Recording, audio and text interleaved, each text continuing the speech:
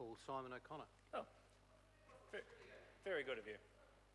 Look, I believe this may well be the last speech in this second reading of the Appropriation 2014-15 Supplementary Estimates Bill, and it's a pleasure to have followed after my colleague Alistair Scott in the penultimate speech there, as he says, moving in the right direction. And this budget was delivered in a very positive backdrop.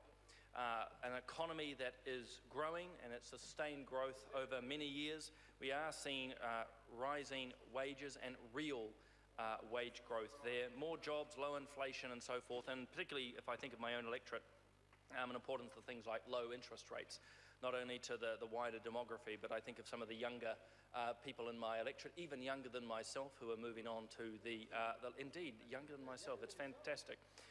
It's more of a reflection on myself than them. The lower interest rates, incredibly important. But what I think illustrates for me where this budget lands is a small anecdote. The other day was actually the commemoration at the Auckland War Memorial for Bomber Command, and that in itself is quite a moving moment. But as I was leaving the museum, was going through what was known as the Minecraft exhibition. It's around the whole Gallipoli land, into a wonderful way for our young people to engage. And as you'll want to do as a constituent MP, you start talking to people, and there was a young family there, and they said thank you for what the difference had been made in the whole benefit changes. The government has made a lot, rightly so, that the first time in 42 years the real rates of benefits have changed. And talking to this young family on a benefit, the word was thanks. And you don't say that with any sort of sense of you need to be thanked. There's no sense of that. It was more that they felt that something had been achieved here, that the government, which they would not normally associate these changes with, had made a difference. And that little anecdote has stuck with me, that little conversation, that this government has rightly made the changes necessary in the benefit structure to help those most at need, because talk is cheap, as the adage goes, and we have much of it, and we've heard much of it from the other side tonight, but this government has acted, particularly in that social development side. Look, if I turn somewhat selfishly to my own electorate, the budget delivers to Tamaki. We often hear a lot about housing. Look, tremendous work is going on in Tamaki around housing. The taxpayers of New Zealand are funding effectively millions and millions of dollars into what is known as the Tamaki Redevelopment Project or company. New homes are popping up right throughout the electorate, and particularly in Glen Innes, and it is tremendous to see. The community, understandably, has been a bit reticent about the changes for a while, because they were being asked to move into changes they didn't understand. But now, as these new homes are being built, warm, dry homes, the right size for the families, be they small or large, real differences are being made. If you're going down Line Road now in Glen, the most wonderful new music and art centre to Oro. Again, a real fantastic facility that our young people in particular in Tamaki have been crying out to, and I want to thank the local board and others who were behind that.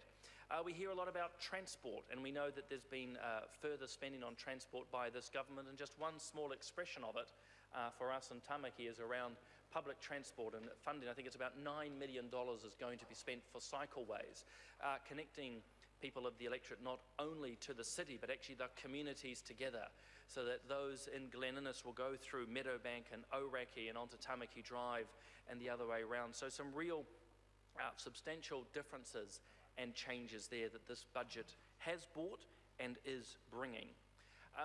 We've also heard a lot tonight around the whole element of the surplus, and I think actually the analogy that my colleague Alistair Scott was giving around income and whether you're 100 below or 100 over is quite apt. What I think the opposition has probably found most difficult is that we quite rightly, honestly and transparently said earlier this year and through the budget that actually we can't quite make that surplus. We're in the right direction, we're working hard on it. I think some have used that oft-used scholastic analogy of Jonathan Swift around the angels on a pin, in this case how you could put a Boeing 747 on one. But we said, look, it's going to be jolly difficult. And of course the opposition has delighted in that and trumpeted it. And of course, in the more recent weeks, and if not days, we've heard that it's actually possible that we might make surplus. Now, I want to be clear. I've used a conditional there. We might make surplus. I'm not going to trumpet that myself, but I think it's the trend that's important. That's right. The MP for Tamaki is making an announcement. I should. That's right. Thank you to the honourable member there, Megan Woods. No, slightly beyond my pay grade, but we're in the right direction. But I also think it shows the volatility in predictions. In fact, we only need to think of the election where the prediction said one thing, and then we came home not just by a nose but by a head, to just put an analogy to my father who's possibly listening. And speaking of those who are listening, just to embarrass the Chief Whip, I just want to do a shout out to Miss Mbakando, fine constituent. Your son's doing a good job tonight. But look, what we're seeing is that a government in the right direction. Look, the last thing I want to talk to, and it'll be no surprise to the House, is around health. Tamaki, fine place, but no, I'm going to move to health, Mr. Simpson. Well, I'm not quite sure how I could look like Robert Muldoon, but anyway, dearie me. Anyway, look, the health spend.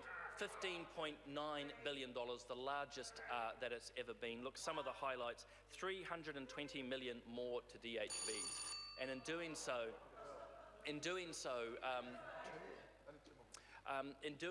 with the extra spend to DHBs, I want, as the chair of the Health Committee, to acknowledge what's been happening in Southland today. I want to acknowledge what I think is a good and rightly decision by the Minister.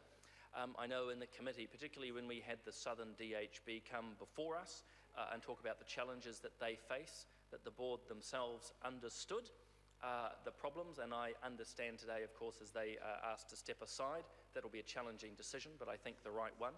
Also, moving around in the electorate, down in Clutha Southland and the likes, the challenges are there. And so applaud that decision and the extra funding, the $320 million that's going to DHBs. I noted in a previous speech around the appropriation bill, $76 million for palliative care and hospice care. I think that's a really great initiative, one that people may not know so much about, partly because it's one of those topics you don't want to talk about, is the bowel cancer screening, another $12.4 million. I think some at $12.4 million around bowel screening, Mr. Simpson. Let's hope that for some of us it remains a theory rather than an experience, but something that's relatively important actually, and the initial pilot in this screening has been seen to be very efficacious.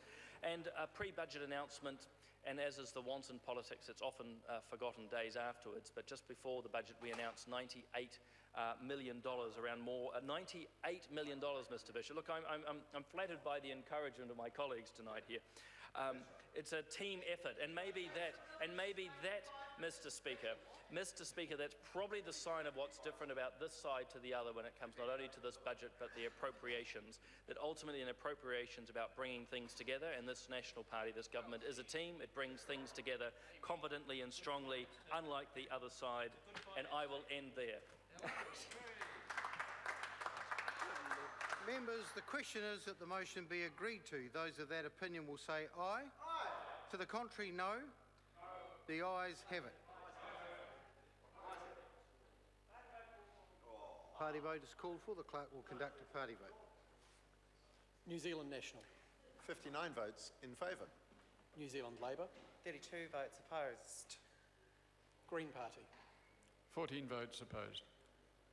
New Zealand First. 12 votes opposed. Māori Party. 2 votes in favour. ACT New Zealand. 1 vote in favour. United Future. 1 vote in favour.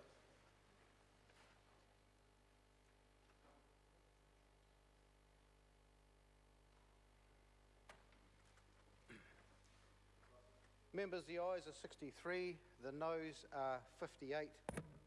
The motion is agreed to. Appropriation 2014-15 Supplementary Estimates Bill, second reading. Imprest Supply, first for 2015-16 Bill, second reading. The bills are set down for third reading forthwith. Speaker. The Honourable Craig Foss. On behalf